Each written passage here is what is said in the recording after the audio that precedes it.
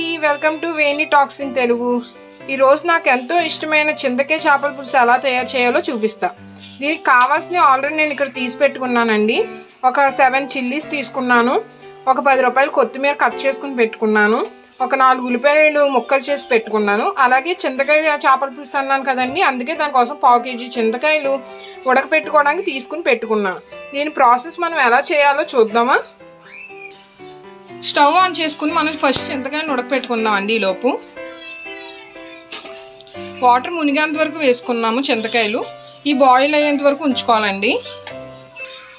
ఈలోపు మనం మసాలాలు తయారు చేసేసుకుందాం ఫిష్ కర్రీలోకి. ఫస్ట్ మనం మిక్సీ జార్లో ఒక 2 స్పూన్స్ దాకా ధనియాల పొడి వేస్తున్నామండి. ఇప్పుడు ఒక 2 స్పూన్స్ జీలకర్ర వేసుకుందాం దీంట్లో. ఇప్పుడు దీంట్లో 1 స్పూన్ అల్లం వెల్లుల్లి పేస్ట్ వేసుకుందామండి. దీంట్లో ఇప్పుడు మనం కట్ చేసి పెట్టుకున్న ఆనియన్ పీసెస్ వేసేసుకుందామండి. అందరూ ఆనియన్ పీసెస్ దగ్గర డైరెక్ట్గా కూడా వేసుకుంటారు, చీలికలని లేదంటే చిన్న చిన్న పీసెస్ కింద. బట్ నేనేంటే గుజ్జు కింద వేసుకుంటానండి. ఇప్పుడు ఇవన్నీ మనం మిక్సీ చేసుకోవాలి.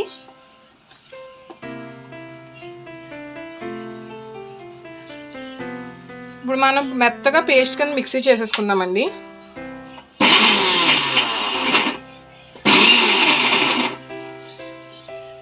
చూసారు కదండి, ఇలా పేస్ట్ అయ్యేంత వరకు చేసుకోవాలి.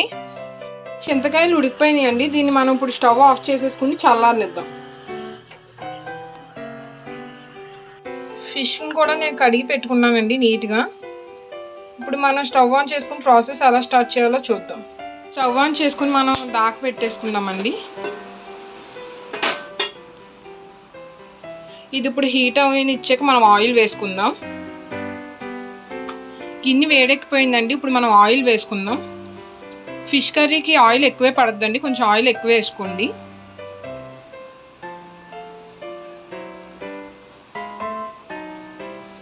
ఇప్పుడు దీంట్లో మనం ఆల్రెడీ పేస్ట్ చేసుకుని పెట్టుకున్నాం కదండి, ఆనియన్స్ అలాగే జీలకర్ర ధనియాలు అవి.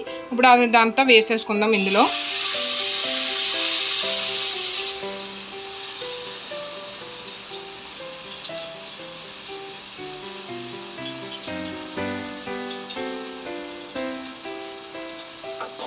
ఇప్పుడు దీన్ని మనం ఫ్రై చేసుకోవాలండి, పచ్చివాసన పోయేంత వరకు.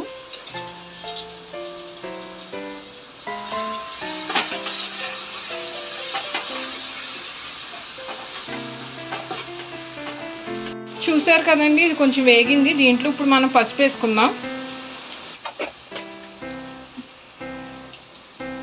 కల్లుప్పు వేస్తున్నానండి నేను. కావాలంటే తర్వాత అడ్జస్ట్ చేసుకోవచ్చు కాబట్టి ముందు కొంచెం తక్కువ వేసుకోండి. ఒకసారి కలిపేసుకుందాం.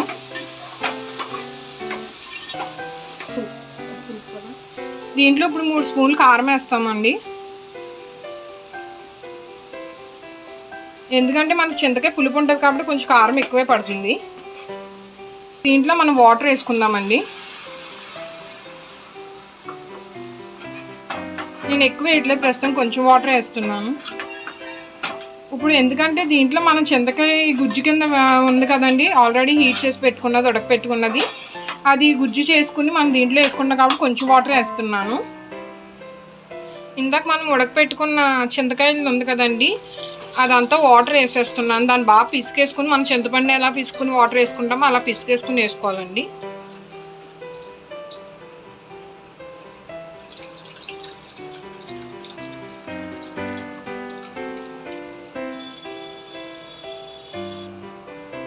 అందరూ ముందే మనం ఫిష్ పీసెస్ వేసేస్తారండి చాలామంది, కానీ మనం అలా వేసుకోము. ఇప్పుడు ఇదంతా ఒకసారి ఉడికిపోవాలండి.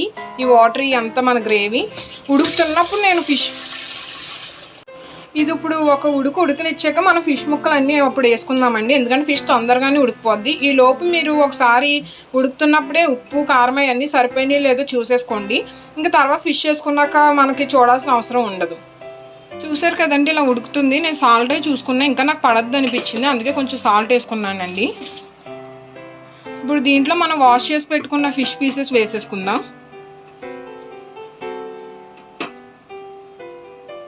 మనం అన్ని ప్రిపరేషన్స్ ముందే తయారు చేసి పెట్టుకుంటే ఫిష్ కర్రీ వండడం చాలా ఈజీ అండి. దానికి పెద్ద శ్రమ పడ అవసరం లేదు.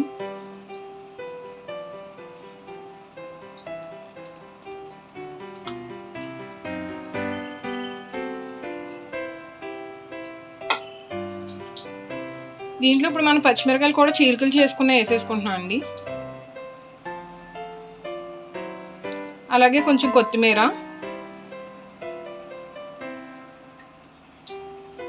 ఇప్పుడు దీన్ని మనం ఉడకనిద్దామండి ఒక 10 మినిట్స్ అలా.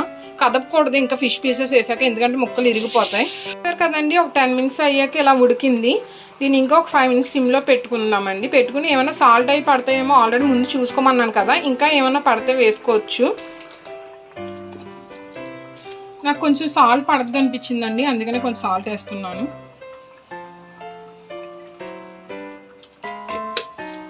ఒకసారి దీన్ని మనకు అసలు ఫిష్ కర్రీ కలపాలంటే ఎలా కలపాలో కూడా మీకు చూపిస్తానండి. అంతలోపు నేను కొత్తిమీర వేసేసుకుంటే ఇంకొంచింది. ఫస్ట్ కొంచెం వేసుకున్నాం కదా, ఇప్పుడు మిగిలింది వేసేస్తున్నాను.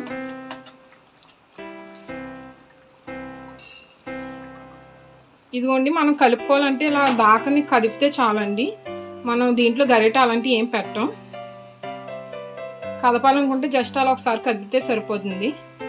ఇప్పుడు ఒక 5 మినిట్స్ అలా సిమ్లో పెట్టి మనం ఉడకనిచ్చేస్తే అయిపోయినట్టేనండి, ఫిష్ ఉడికిపోయినట్టే. చూసారు కదండి, ఆయిల్ తేలిపోయింది, కూర రెడీ అయిపోయింది. ఇప్పుడు స్టవ్ ఆఫ్ చేసేసుకుందామండి. మనకు ఎంతో ఇష్టమైన చింతకాయ చేపల పులుసు రెడీ అయిపోయిందండి. చూస్తుంటే నోరు ఊరిపోతుంది కదా.